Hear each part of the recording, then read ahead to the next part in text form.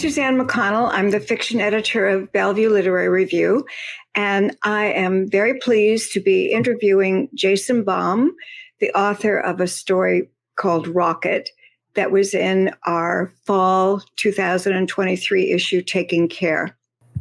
All right. Hey, I'm Jason. I have a story, Rocket, in Bellevue, and I'm going to read a little excerpt here from it, just out of the beginning.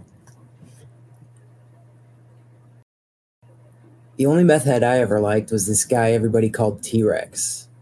We both collected old sci-fi comics and hated rehabs. He was one of the regulars at the AA fellowship I'd been going to who, despite his best efforts, could never string together more than a few weeks clean. The nickname T-Rex wasn't because he was some ferocious carnivore or anything. It's just that his arms were abnormally thin in proportion to the rest of his bulky body, like a tyrannosaur. His real name was Kelly.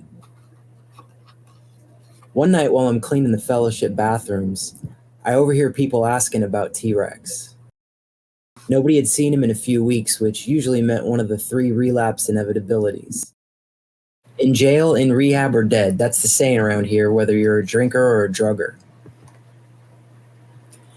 But then this guy who's always sleeping on the couch says it wasn't any of those things. The T-Rex was just building a rocket in his backyard. Like a missile? Somebody asks. No, like a ship, the guy says, a rocket ship.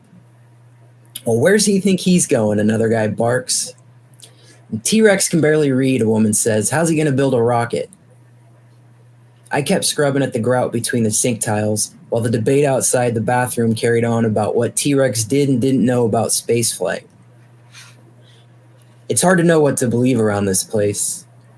Everybody's sober, but they still goof off and exaggerate in a belligerent, I'm going to one-up you sort of way. Instead of drinking contests, it's always, oh yeah, well, I drank 5 gallons of whiskey a day. Big deal, I shot 2 pounds of dope in one sitting. Well, that's nothing. I've died and come back to life 26 times. You have to investigate everything you hear if you want to get to the truth. When I'm done with the sink tiles, I turn the hot faucet on and rinse the sponge out, then leave the water running. You have to get that water scalding if you're going to make a dent in this place. Half measures availed us nothing. That's another one of my favorites. They have all kinds of those sayings up on the walls. First things first, 24 hours at a time. I take the canned recoveryism seriously because I don't want to end up in jail, in rehab, or dead. I want the happy, joyous, and free that everybody else has. That saying is front and center above the fellowship door. And when the water is hot enough to blister, I soak a Brillo pad, add some bleach, and start in on the toilets. And the whole time I'm thinking about T-Rex going into space. We'd worked the steps during one of his more earnest stretches of sobriety, and I'd watched him struggle to get through one page of the big book. Though in hindsight, I'm wondering if maybe he'd been faking it to get out of doing the hard work. Addicts and alcoholics will pull your leg clean off if you let them. I catch myself doing it all the time. A couple days later on Saturday, I stopped by the trailer park where T-Rex lives to see for myself what he's been up to. Gathering evidence has been critical in my first year of sobriety. Seeing something with my own eyes helps me sort out what's real and what's not. As soon as I park my car, I see the rocket. It's school bus size and fills the empty lot next to the trailer park. And it looks like one you'd see in a 1950s B-movie with a bright red nose cone on top, standing on 4 matching red fins at the bottom. The steel body has one circular window on the side, and there's several side panels laying on the ground, leaving all the wires and cables poking out from the ship's insides.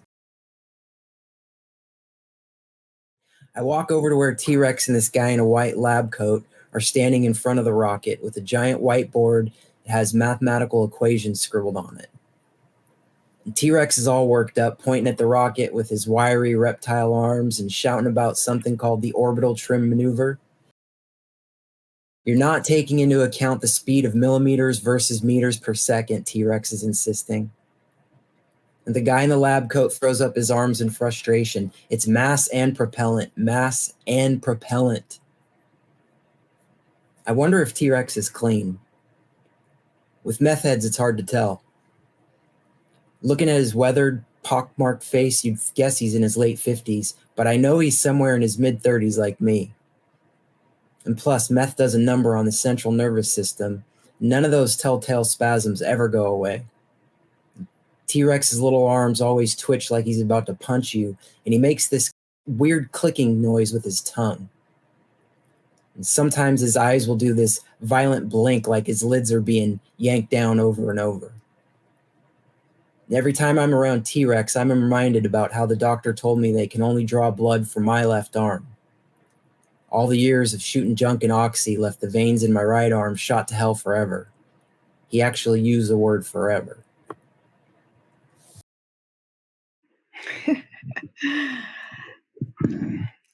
What a funny story. Funny, energetic, wonderful story. So tell me how this came about. What's the genesis of this story? So I've been working on these stories since my last rehab. It was I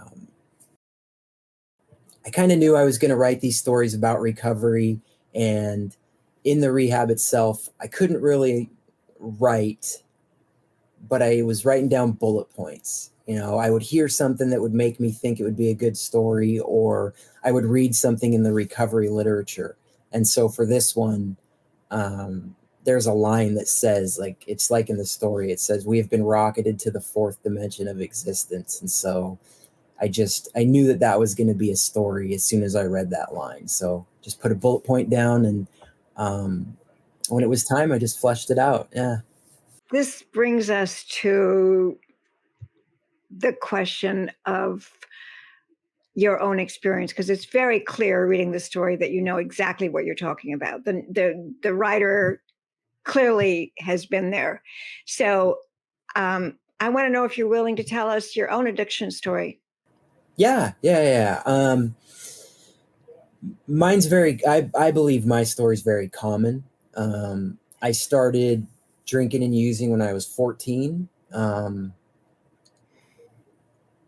Yeah, and it escalated really quickly. It started with the gateway drugs, you know, weed and alcohol, and it escalated pretty fast to 7 days a week, and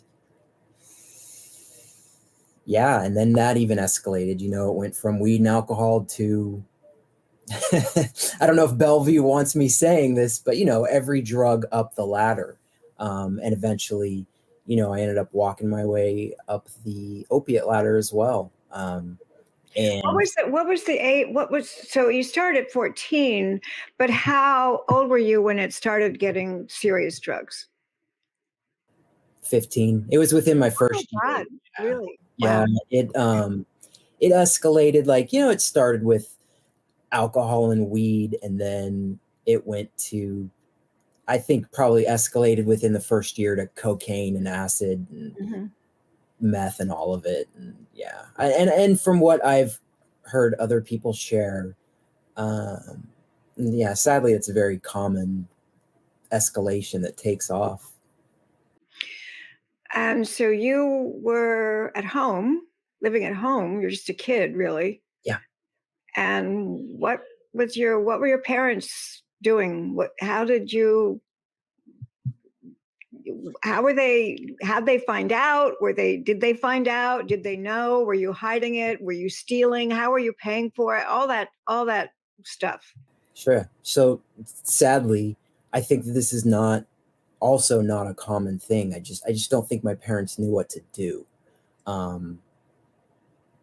And you know, I had a high school job, and I was paying for stuff that way, you know. And again, this is, boy, I'm gonna date myself here. This is 20 something years ago. So drugs and alcohol were a lot cheaper than I imagine they are now. But you know, my parents were scared. They tried to get me help. But, you know, one of the things that I believe about addiction in hindsight, at least about my addiction, is there's a very forceful bullying persona that takes place. And like, I can look back and see where I was bullying my family from age 5, like I am a firm believer in the disease model. And I can look back and see that I was exhibiting addict alcoholic behaviors from when I was a kid. And so my parents just were overwhelmed and did their best, and still, I guess that's just, they tried to get me help. And, the hard part, I'll say this, the hard part is that I was always good at school. And so I was able to hide behind my grades. And that's how I would keep people off my back. I'm getting good grades because really, I'm behaving like a prick, but I'm smart. I'm cool. Yeah. Yeah. And my poor parents just, they are not alcoholic addicts. And so they were just blindsided by a lot of this stuff. Mm-hmm. Yeah. Yeah. But, later in life, the turning point was when my family did get involved in the family and friends programs. And then they became a cohesive unit because, that's what I would do, is divide and conquer. I feel like that's another common story, is the addict alcoholic divides people up and compartmentalizes relationships, so that people don't communicate. And once my family and friends started communicating with each other, they were able to lovingly detach from my cycle of addiction. And I believe that was the first true pivot to me getting help. I think I told you that, I think I have a feeling that every family has some story, some addiction story. It's just so prevalent. And I have a nephew who OD'd. I have et cetera, stories. And also, when I was teaching at Hunter, every semester in a fiction writing, undergraduate fiction writing class, every semester I got in 2 kinds of stories. One was an OD story, a first death story, and one was about abortion or pregnancy, because that's what's happened. That's what's happening over and over. I would get these stories. So, I'm so happy to hear you say everything you just said. It feels like a nutshell of advice, even though you're just telling your story. Sure. But the same thing was true for my family in people getting talking to each other. I have a gambling addict in my family, and it has finally just come out, and people are talking to each other. And the jig's up then. No hiding, no hiding. Yeah. And so thank you very much for sharing that. That's great. Yeah. So what's your history in terms of writing? So you got good grades, and were you writing in school? You were, Yeah. I the way my mom tells it is that was like one of the first skill sets that I got, like that I've been writing since I was a kid. And I know that I can remember grade school and into high school excelling and even convincing teachers to just let me turn in writing assignments for like for history stuff. Let me turn in some kind of writing project instead. Oh, you were good. Yeah, that's another thing. The addicts and alcoholics, where we can really we can hustle our way into almost anything. So I had that from a young age, but undergrad and undergrad, I went to San Francisco State, but I was passing classes, but still just in active addiction 7 days a week. So, I think back on what I was turning in, and it was probably nothing compelling. And I attempted graduate school, but did not finish. Were you in the writing program? There's a good writing program there, or there used to be anyway, at San Francisco State. For undergrad, I was. For graduate school, I actually went down to LA for screenwriting. That was my first real love. Like, I've always really wanted to get into film, and writing particularly. But yeah, none of it ever worked out, because I'm definitely not one of those writers who can write under the influence. And I'll say that even into my sobriety, it was probably a year or two before I could even compose a coherent story again. I needed to relearn the practice of sitting still and just, writing and editing and going through all that, because early sobriety, I could not do that because I'm still sitting there in all that mania. Just because you put the needle in the bottle away, it's still, my doctor has told me that it's about 2 years before the drugs and alcohol actually leave your system. And Wow. so how could I mean, there's skill sets that I did relearn, but as far as the practice of writing, it took a really long time for me to relearn that, and all the stuff that I had missed out on in school, Yeah. Could you tell, maybe this is jumping ahead, but could you tell a little bit about, you in an email, you said that you wrote the story, composed the story in the third rehab, the one that took. So could you tell us the difference between the one that took and the ones that didn't, or what that process was like? Sure. Yeah. I think in total, I actually had been to about 6 rehabs. Oh, okay. And the difference is that the one that took is the one where, I was homeless and had nothing left. The other rehabs, I still had, and this isn't to put blame on anybody, it's just the facts of it. It's just the other rehabs, I still had my family, their involvement.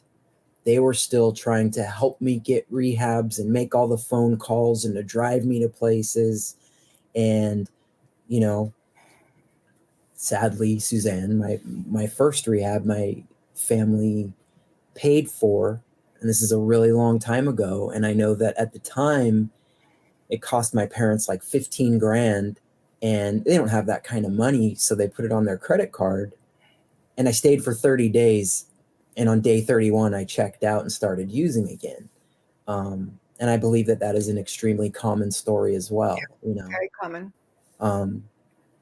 Those 30, 60-day spin cycles, that is a spin cycle. That's not a thorough cleaning.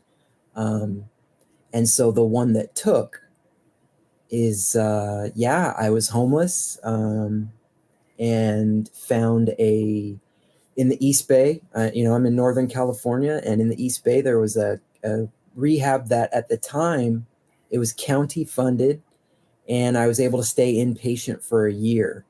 And that saved my life. I needed to be removed from society and go away for a very long time, because what I have found is that when you check into the 30, 60-day rehabs, everybody's hyper focused on that exit date, the family, the addict, and the counselors. In 60 days, we've got to get you through this, and this, and we've got to turn your life around and check off all these boxes. And for me, like, how does a 2-decade addiction get fixed in 2 months? I mean, it just does not. It just does not. And so with a 1-year rehab, everybody forgets about that end date. It's kind of like, get comfortable. You're going to be here for a while. We'll figure shit out as we move along.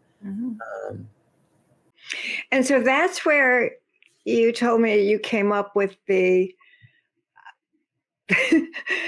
the hilarious metaphor of taking a rocket into space to get sober, to get clean.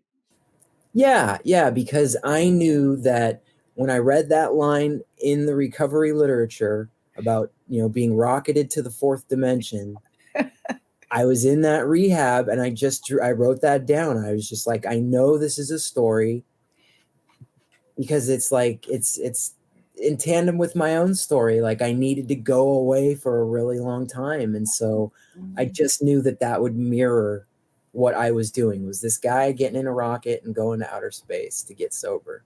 Yeah. Okay. One thing about your story that, we get a lot of a certain class of stories. We get a lot of Alzheimer's stories. We get a lot of cancer stories. We get drug stories. But one of the things that distinguishes your story is it's really funny. And from the first line, there's a tone, and it's a lively, streetwise kind of tone. But the thing that's nice is it's not just streetwise; it's program wise. It's got everybody's number, and so it's funny. So I wanted to know how you see the role of humor in your story, and also, well, in tandem with that, there's a part that I really love that I think is funny that I'm going to read a little tiny bit of.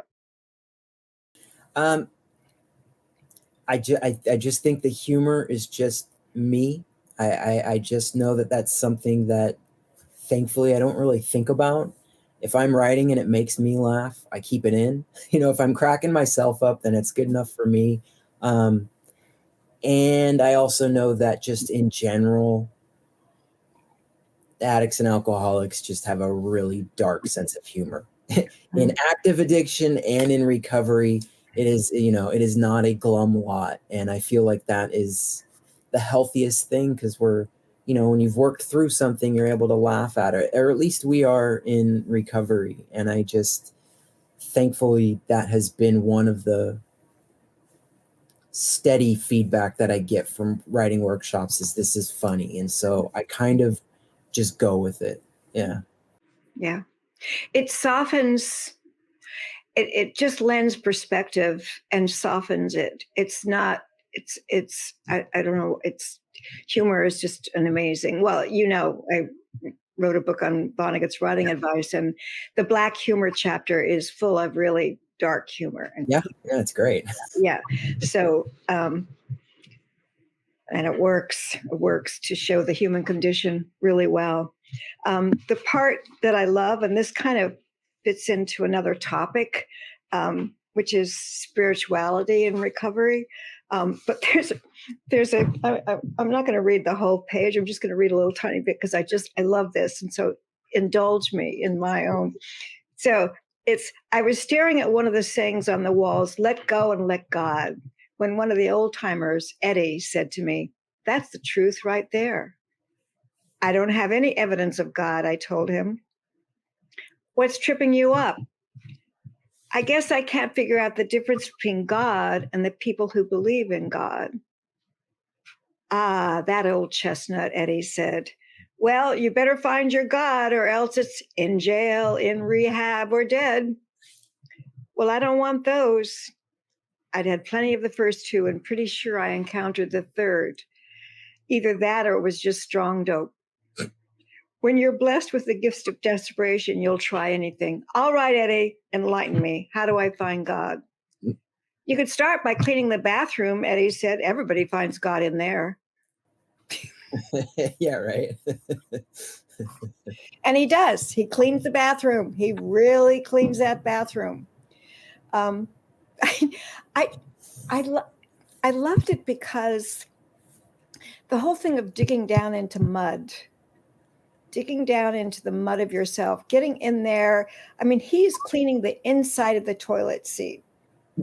Yeah. A little toothbrush. It's like groveling before God or something like that. Right. So what do you have to say about the spiritual component of addiction and of recovery? For me, that was the hardest thing. I was raised Catholic, and so by the time I got clean and sober, and I was about 36 or 37, I had all these preconceived notions about what God is in recovery. And again, that is not a unique thing. I think that's probably the most common thing that I hear in recovery is I can't handle God. I got nothing for it. And thankfully, I have encountered men in the program who have said, if you're looking at the literature and you see the word God, there's thousands of other words in those books. Why don't we try and find one that can help you out, and we'll deal with God later. And that saved my life. It just left this door open for, okay, I'll get to it later. And when I was open to it, I just kind of came to it. And Can I ask what you came to? yeah, so it's evolved. It's evolved over time. In that rehab, there was a counselor there who knew that I was one of the difficult people with God, that I was having difficulties with God. And she had told me that she was the one who told me that God could be my favorite television character. She's just Wow. like, just picture something, she's like, I'm just watching you suffer every day. She's like, picture something. And then as soon as she said that, I don't know why, but this light bulb went on, that if I just attached some kind of visual aesthetic to, this thing, that it saved it, that I could just kind of work with that. And then it's evolved over time. I've gotten into transcendental meditation practice later in life, and they practice this, unified field of physics, and that's really works for me as well. But everybody, a lot of people come in with this misconception of what God is to recovery, and it's whatever you want. Nobody cares. It's just whatever you want it to be. And I think this bathroom scene is definitely a lesson in humility. Anything else, just humility has been key to me sticking with this. Yeah. I bet humility has, especially from how you described yourself before as being the kind of pusher and manipulator. Yeah. Manipulator. Yeah. And also the line that you came up with there, like, both the lines, the difference between God and the people who believe in God, that's a big one. That's a very big one. And he says, oh, that old chestnut. Yeah. Like, it's common, why do I want to believe in a God that so-and-so believes in when they're such a hypocrite, or they're such a, whatever. Yeah. So much anger behind it. Yeah, absolutely. Yeah. Yeah. And disappointment. Yep. Disappointment. I mean, I grew up as a Baptist myself, which is sort of like growing up Catholic, except except you guys got to drink. Yeah. Well, too much on our end. And dance too. When I was a teenager, no. Yeah. I have a little bit of the feeling from this story and from talking to you. I know that there's an adherence to the program and to there's a way in which I have the feeling that you clinging for dear life is part of the continual thing. And I don't know the statistics of recovery. It's like recidivism for people in jail. It's very high. Sure. For all kinds of reasons. A lot of them to do with circumstances of like what you're saying, a program of 30 days and then going back to your old friends and your old neighborhood and your old everything. So do you have some sense of these statistics, and how does it feel to be extraordinary? I feel that the statistics are not good. I talked to the longer that I've stayed clean and sober, the more that I've been trying to learn about the data side of things, because in my experience, there's similarities and then there's a lot of differences in what's reported. And I know that the way that I look at it is that my addiction was 7 days a week. So my recovery has to be 7 days a week. I don't believe that there's no such thing as a casual addiction. So I think that recovery needs to be equally as severe to counter that. And as far as like making it out, on this end of things, I have a healthy dose of fear that it could always come back. And so I just genuinely tend to stick with, this is a reprieve for 24 hours at a time, and keep it right sized, and stay in a mindset of gratitude when I'm able to. But yeah, I mean, I'm tired. Yeah, I bet. Yeah. 46-year-old recovering heroin addict. I am exhausted. Yeah. There was a line that we played around with putting in the story and taking out, and I was afraid it was too serious, and took us out of the humor. Later I regretted it, because I thought it was such an interesting such an interesting point about addiction, and not just about addiction. I mean, addiction is, from my point of view, is an exaggeration of all kinds of behaviors that all of us do. So we're all prone to run away. We're all prone to be Jonahs. Sure. Get in that whale and run away. So it doesn't matter, you can, as a therapist once said to me, you can be an alcoholic, you can be a workaholic, or you can move a lot and leave a little bit of yourself everywhere you go. That's what he said to me. So there's a lot of ways of escaping how you feel and how you are, and humility and all that. But you had a line about the carrot versus the stick. Oh yeah. So can you talk about that for a minute? Yeah, I remember the line, or just being something that I'm always thinking about or hearing, that the dangling carrot for the alcoholic addict is never as powerful as the consequences. And I've found that it's extremely hard for people outside of addiction to understand that, because it sounds like,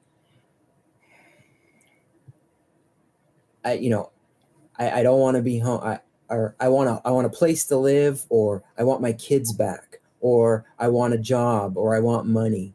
Like, those would be strong enough to propel you to get clean and sober, but they're not. It's the things that I don't want anymore that are infinitely more powerful. I don't want to be homeless anymore. I don't want to keep getting assaulted. I don't want to be broke. I don't want to hate myself 7 days a week, and I don't want to be contemplating suicide. Like, that is way more powerful than the allure of, here's all these wonderful things you're going to get if you just stop using. You're going to get all this wonderful stuff, and it's just not as powerful as the rock bottom consequences. So is that the tough love? I think it's a at least in my experience, it's like a fine line between tough love and compassion, but I feel like it comes from within. It's like everybody, at least, everybody comes in like, oh my God, I can't believe how bad my life is. Just tell me what to do. so that I can start getting better one day at a time. Mm-hmm. And in some cases, yeah, I will say that, like, at least for me, I genuinely, like, and this is just a generalization.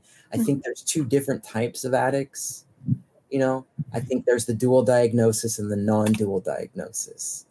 And I think that the dual diagnosis is a different situation altogether. And what does that mean? I don't know what that means. Like somebody who's also has the mental health component. Oh, okay. Yeah. Schizophrenia. Yeah, that's different. Yeah. Like, that's a different. Mm-hmm. I know for me, I don't have those, and I did need tough love, and I did need some harsh consequences. Mm-hmm. But for the dual diagnosis, that I don't even know what, somebody very dear to me has that, and I know that they deserved all the love they could get in order to come out the other end. Yeah.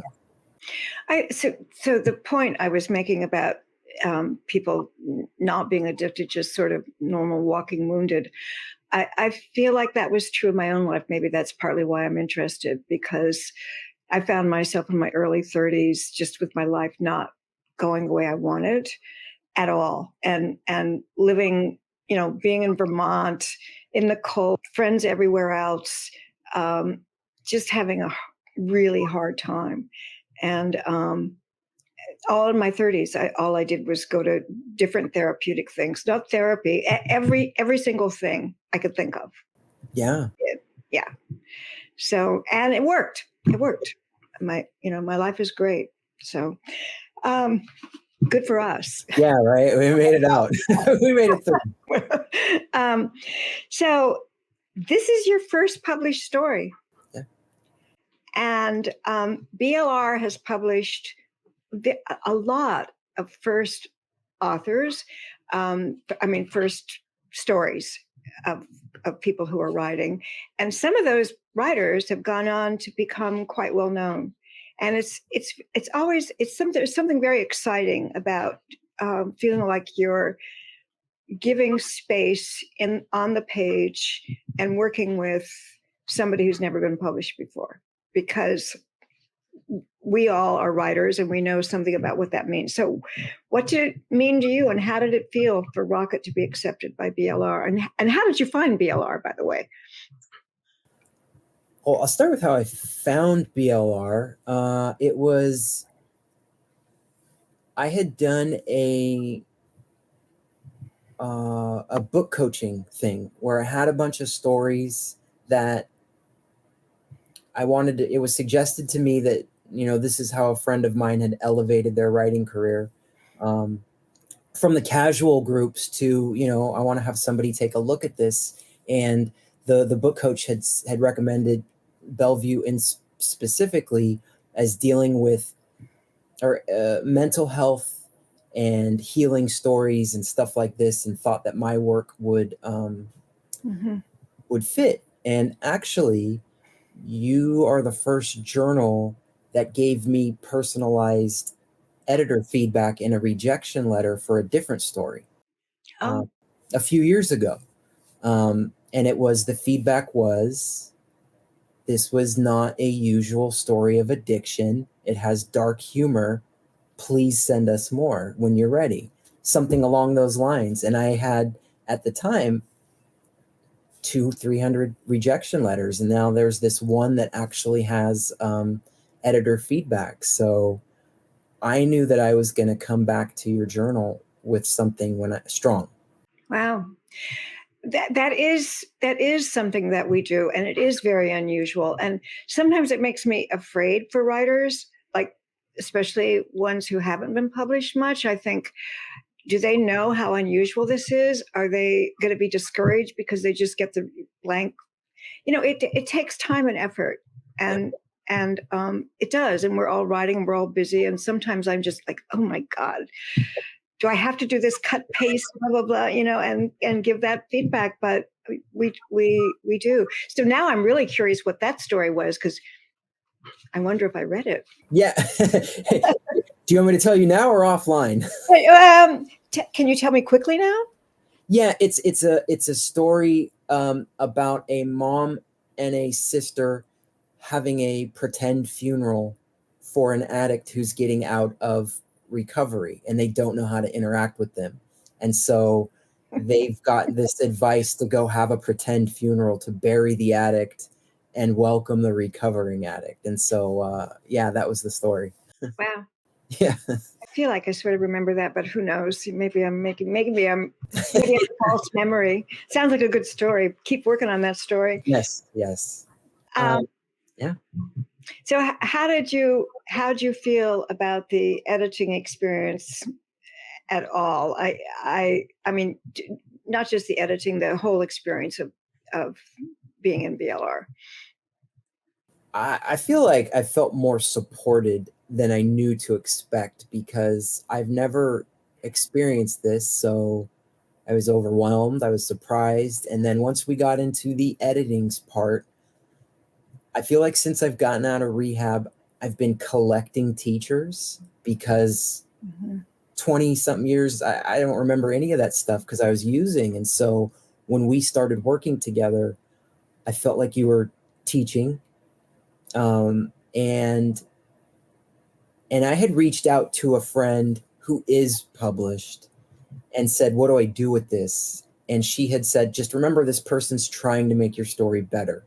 They're not trying to sabotage you or take it away from, yeah. And so her advice was, if you receive any feedback that you're not okay with, she's like, just sleep on it for 24 hours and think about it. And she's like, chances are they're seeing something that you might not be able to see.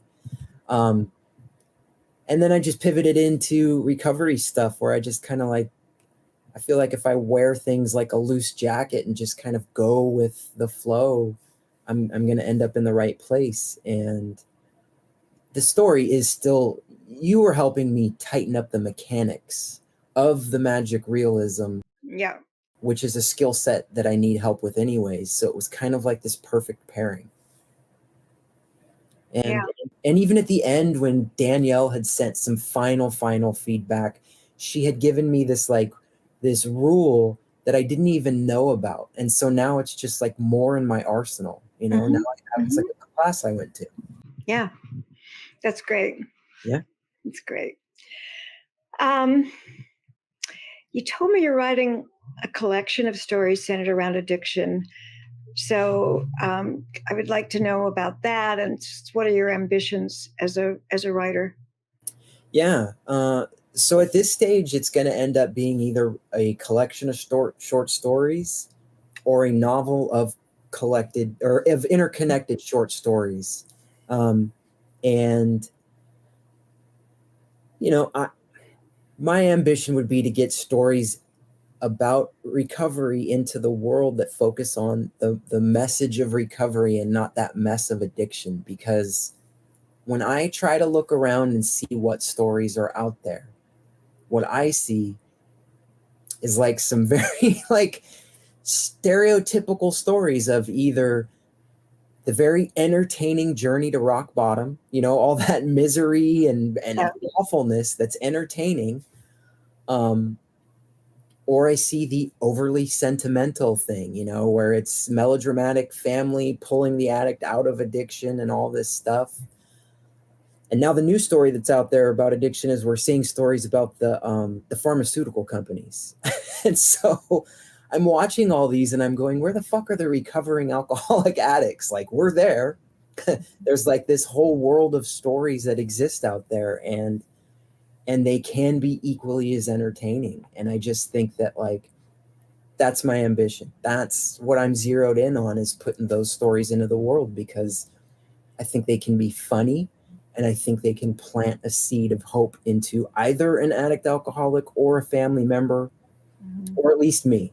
At the end of the day, at least I'm entertaining myself with these stories. So that's how I feel about that. Yeah. Yeah. I mean, how many addicts are going to be reading stories? Maybe they are. I don't know. Yeah, I actually was surprised too. I know I read. I don't know how much I retained, but I know that I read. And so, I feel it's probably a really narrow target audience. Better than none. Yeah. Writing's a tough business. Yep. It's full of rejection. You already answered part of this question, because I worried about, oh God, this tender new writer, and he's got Bellevue, which is not usual, and having a tough skin. But it sounds like you had a tough skin.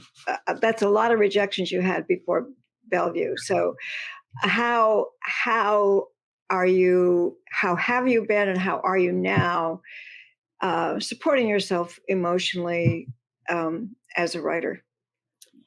So this story, Rocket, that's in Bellevue, I had fleshed out a few years ago, fully fleshed out in a writing workshop, that I ended up making friends with a couple people in there, and we formed our own workshop, and we've been meeting every month for the past few years. Mhm. And so that has become my support group. And it has also kept me accountable for turning in pages, Yeah. And other than that, I mean, I definitely had to develop, like every writer I imagine has to develop that thick skin for rejection letters. But you, Bellevue, Danielle, like, you have become my support group, and I wasn't expecting that part of it because I thought it was transactional. You turn over a story and then everybody says goodbye, but it has not ended there, and it has continuously been, I feel like if I ever had a question throughout the rest of my life, that I could send an email, and just say, hey, how do I do this, or something like that. And I wasn't expecting that.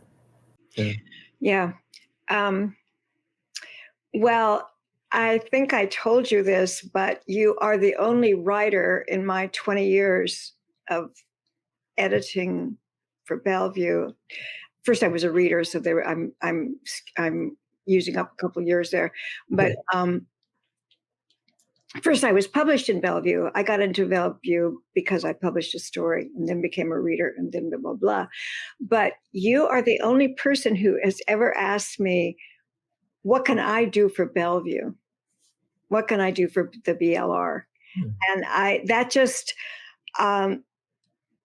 it was so moving, because to be appreciated, but also it let me know that, yeah, you have recovered, because otherwise you wouldn't be asking, what can I give back to you? And so it's all editors of little magazines are not being paid, or being paid very little. It's all a labor of love, and it's I don't know, there's some metaphor somebody once told me. Can't remember the name of the writer right now, but she said it's all about feeding the lake. Feed the lake. And the universe, feed the atmosphere. Yeah. And so you immediately fed back into that atmosphere, and that's really wonderful. Yeah, thanks. Do you have any other advice you want to give, or anything else you want to say that we haven't covered? No, I think that we've covered everything. Any suggestions I would have for writing would probably be for other addict alcoholic writers, just that we always keep our recovery first. As much as I love writing, I have to keep it like my third or fourth or fifth priority, because usually recovery has to be first, second, and third priorities. But I just I cannot say how grateful I am, and how fun all of this has been to meet you and Danielle, and the journal, and just experience this. I feel like the mark has been set so high now for my first story. You got to jump over that. Yeah. Well, it was a pleasure. It was a pleasure editing. You came back very quickly. I'm so happy that person gave you that advice about just taking and sitting on it. I can use that advice myself very often. And it was good advice. So bless whoever that was. Yeah. And I hope to see more from you, Jason. Yeah. I will let you know. I am aggressively writing and submitting, and I will follow up with any good news that comes. Definitely. Okay. Thanks so much. Yeah, thank you, Suzanne. Take care.